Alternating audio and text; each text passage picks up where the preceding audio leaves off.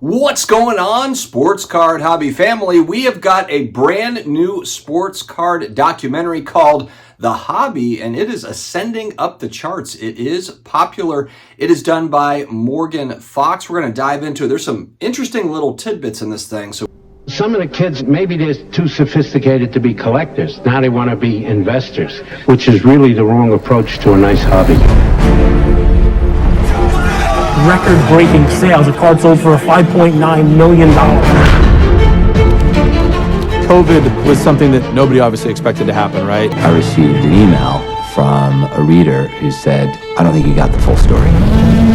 They got us, guys. About a 5-minute smash and grab. 5 grown men were fighting over trading cards outside the Brookfield Target. We will dive in. Before I get started, huge thanks to today's video sponsor, COMC.com. They've got a wicked promo for baseball card collectors, 30% off all select and elite baseball submissions. This promo does stack with fresh pulls, so you can get submissions as low as 35 cents. And it runs all the way out until March 8th. Baseball season is coming, and there's a lot of baseball collectors that are on COMC ready to buy and sell. So definitely check out COMC. I've got links in the video description as well as the video comments. All right, another sports card documentary. We did have one of these going back, 6, 7, 8, 9 months ago, maybe. And for the most part, I thought that it was good. It was very well done, high production. I did a review on that one as well. But it certainly was a puff piece for the industry. It was definitely kind of just taking into account sign of the times and the pandemic euphoria.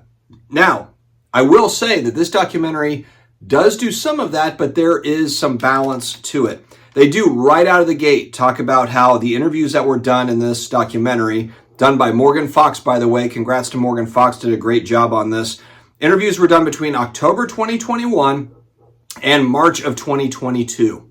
So that gives you a nice little time frame. It's a little bit post, the actual high highs, but it's still in the euphoric period. Because what happened on March 16th, 2022? Keep in mind, interviews went from October 21 to March 2022. In the United States, what occurred on March 16th? The first interest rate hike that went for 20 months in a row, about 2 years. That was the start. That was really the beginning of the end of the euphoric period, as we all know that we're there. So, hey, one thing too, I was not invited to take part in this documentary, and my feelings are not hurt because guess what? Eagle-eyed Frank saw that we were actually in this documentary.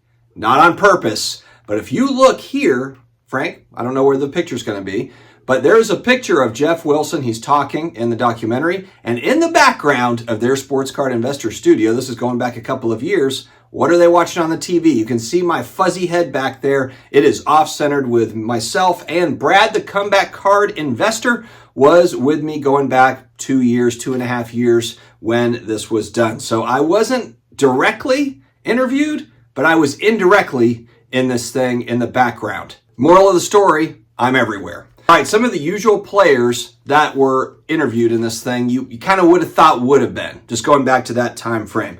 Jesse Craig was at PWCC. I think he's the director of business development going back at that point.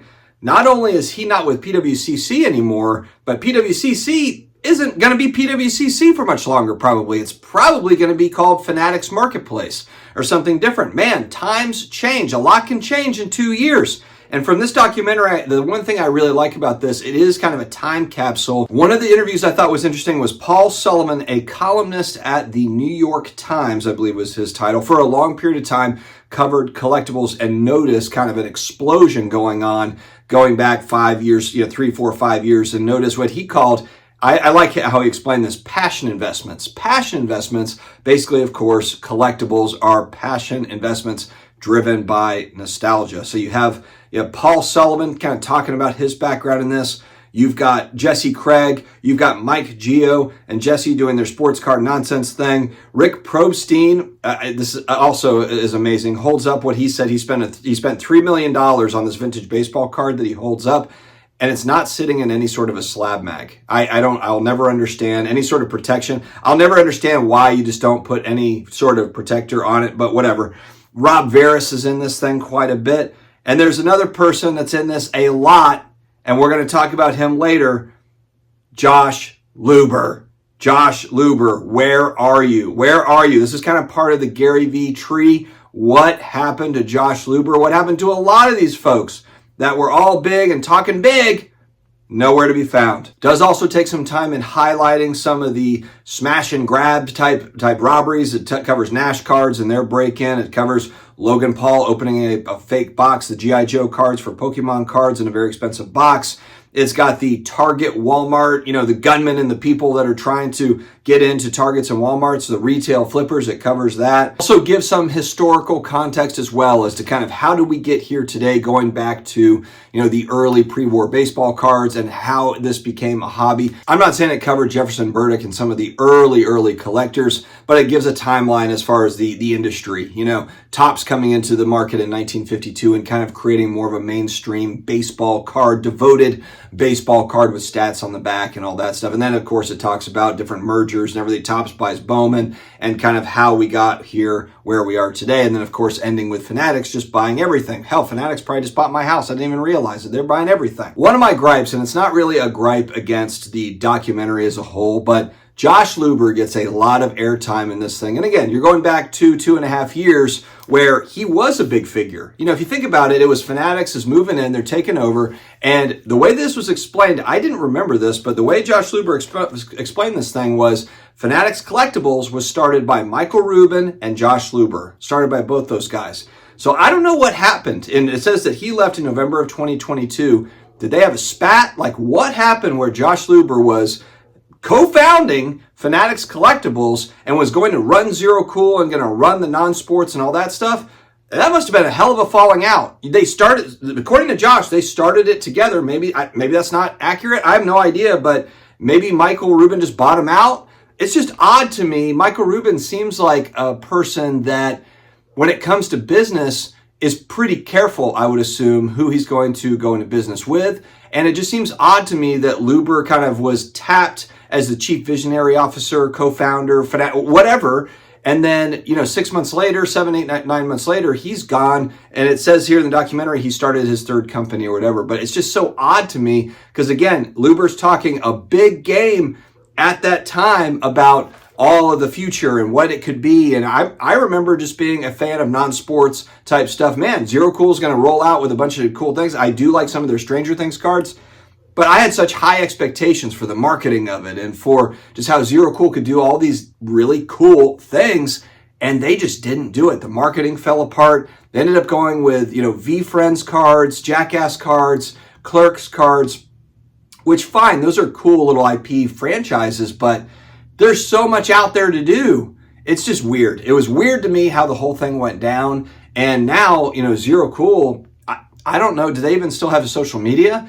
I have no idea what they're even doing. I kind of hope that the non-sports just rolls back into Topps. Topps started off making the Stranger Things cards, and I just hope it just goes back to being Topps, I guess. I don't know. It's just so odd because there's such, to me, sports cards, awesome. But there's such a huge opportunity in that non-sports entertainment card side of the industry. I really hope Panini does it. I want to see flawless entertainment cards and get creative with that sort of stuff.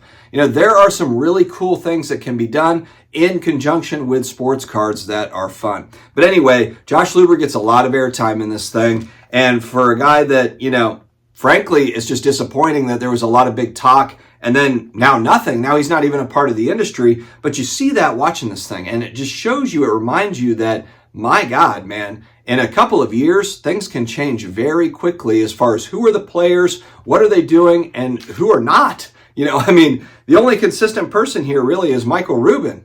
A lot of cameo appearances. Pete from SGC, eBay had their guys in there talking about different things. I think I said Rob Veras already. There was a big Pokemon collector. I don't remember her name, but it kind of showed her rise and just the enjoyment that she was having with Pokemon cards and just the Pokemon rise in general. And that hasn't really slowed down. The actual cost of high-dollar Pokemon cards has slowed down, but the popularity in Pokemon cards has not. And you could say the popularity in sports cards really hasn't either. One thing I thought was just okay was it showed the excitement around breaks, but it didn't really give any sort of back end kind of risks and downside, to it. So it does show the big hits. It shows everyone screaming their head off, but there's not really follow up on that to where I kind of would have liked if they would have wrapped in maybe a story, a story about I got into brakes a little bit too much or whatever. That would have kind of brought it full circle for me. But again, when this thing was made, going back 2.5 years ago, that just wasn't really stuff that was being talked about in the mainstream.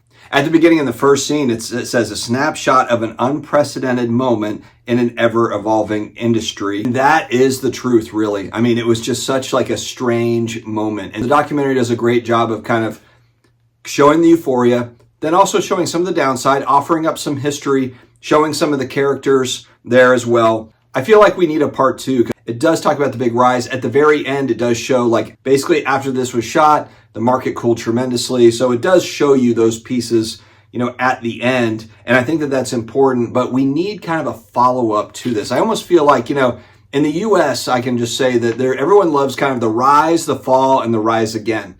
And I look at the sports card hobby as kind of something like that. Collecting cards, collecting trading cards is just part of American history. And that was such a weird time during the pandemic where, you know, a lot of people my age and right around my age just got back into their childhood hobby. And then $4 trillion was pumped into the economy by the US government.